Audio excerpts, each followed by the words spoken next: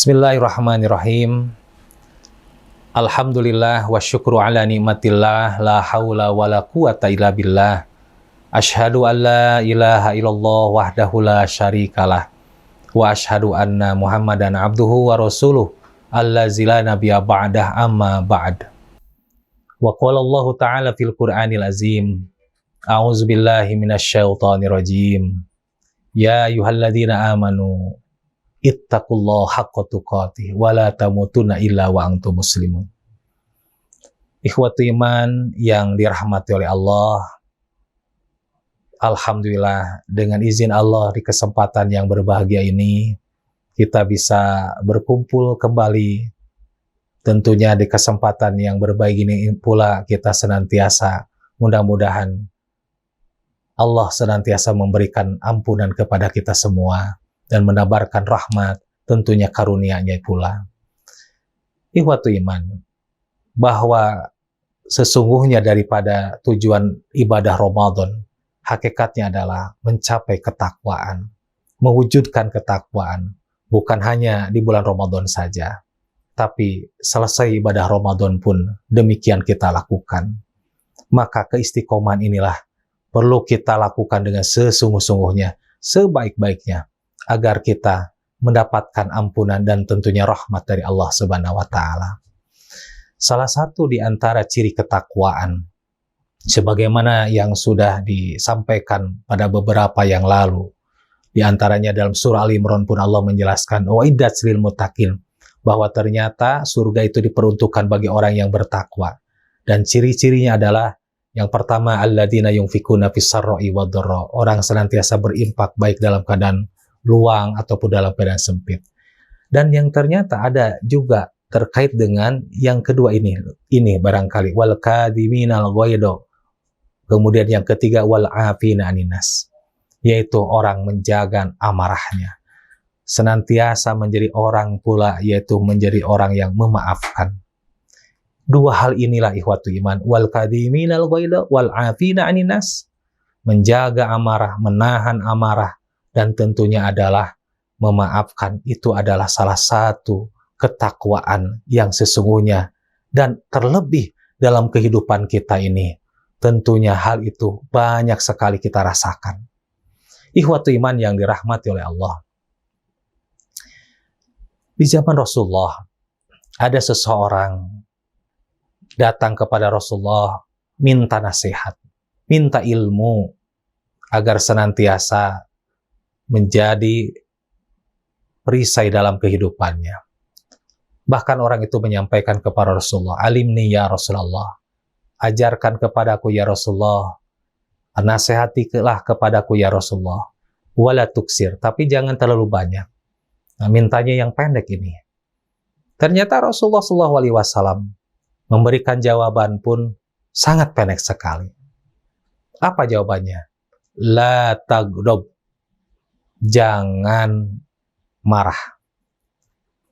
Sampai sahabat ini pun bertanyanya berulang, mengulangi pertanyaan lagi terkait dengan apa yang dijawab oleh Rasulullah. Sama pertanyaannya, kemudian Rasulullah pun menjawabnya pun sama, la tagdob. Sampai disebutkan dalam hadis tersebut, parodda dadali kamiroron, maka dia melakukan pengulangan, sampai 3 kali pengulangan. Mengapa demikian? Karena jawaban Rasulullah ini seolah-olah bagi sahabat ini, kenapa Rasulullah mengatakan jangan marah? Padahal marah itu adalah sesuatu yang tidak bisa dihilangkan di seluruh atau di setiap manusia. Coba kita pun, di antara kita saja, mungkin yang hadir yang menyaksikan video ini, barangkali apakah di antara kita ada yang tidak pernah marah atau belum pernah marah? Tentu jawabannya semuanya pernah marah, mengalami marah. Entah marah karena kebaikan atau bisa jadi marah karena keburukan. Tapi semua orang pasti mengalami marah tersebut. Makanya sahabat ini pun begitu pemahamannya, sampai bertanya lagi, minta nasihat lagi. Dan ternyata Rasulullah mengatakan la tagdob, la tagdob. Ternyata ikhwatu iman yang dirahmati oleh Allah, berarti al-ghadob, marah tersebut, tentunya kita pahami ada yang dilarang. Mengapa demikian? Karena sesungguhnya marah ini tadi sudah disebutkan tidak akan terlepas dari diri manusia. Bahkan Rasul pun pernah marah. Rasul saja pun pernah marah. Tapi Rasulullah bukan dendam, bukan amarah gitu ya. Tapi tentunya marah di sini adalah meluruskan karena mungkin kemaksiatan. Allah pun diberikan sifat juga al-ghadab. Bukankah kita sering membaca dalam surah Al-Fatihah, ghairil maghdubi, yaitu bukan yang dimurkai. Siapa yang murka di sini? Allah, al-ghadab. Jadi lantas marah seperti apa yang dilarang ini yang oleh Rasulullah katakan tadi? Yaitu ikhwatu iman, marah yang tidak jelas. Marah yang tidak jelas inilah yang dilarang oleh Rasulullah. Mungkin amarah, kalau orang Sunda bilang itu ambek-ambekan barangkali begitu. Amarah inilah yang dilarang. Yang tidak jelas, barangkali ketika suami pulang dari pekerjaannya atau seorang ayah pulang dari pekerjaannya. Di rumah ada istrinya, ada anak-anaknya. Tidak salah, tidak ada persoalan, ujug-ujug marah begitu saja. Sambil mungkin teriak-teriak atau yang lain. Ini yang tidak dibolehkan, yang tidak diizinkan oleh Rasulullah. La taghdab. Karena itu ikhwatu iman yang dirahmati oleh Allah. Dalam Ramadan, termasuk saat sekarang ini, sampai-sampai Rasulullah pun mengatakan, laisa siyam minal akli wasyurbi, innama siyam minal lagwi warofas. Bukanlah yang disebut saum itu adalah menahan makan dan minum, tapi hakikatnya menahan daripada ucapan lagu, sia-sia, emosi, bisa jadi memfitnah, menuduh. Nah ini sia-sia yang tadi yaitu emosi tadi, amarah tadi, warofas, dan juga adalah ucapan yang porno, yang jorok.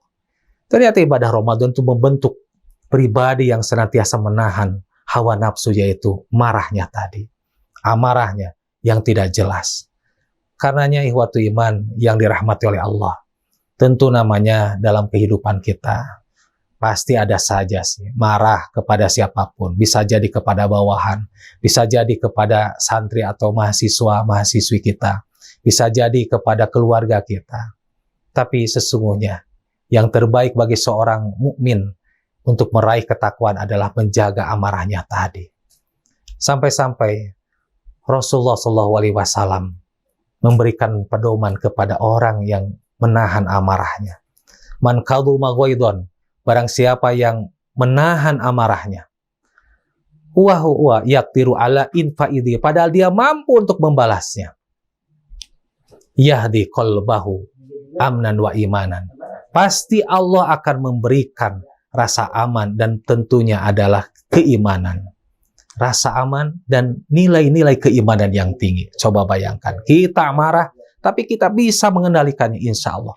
Dalam hatinya akan dipenuhi rasa aman dan tentunya keimanan. Karenanya ikhwatu iman yang dirahmati oleh Allah.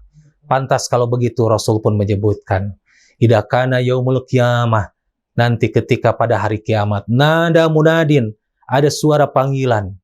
Ainal afuna 'anin nas? Mana orang yang senantiasa memaafkan? Halimu ila rabbikum, dekatilah. Masya Allah.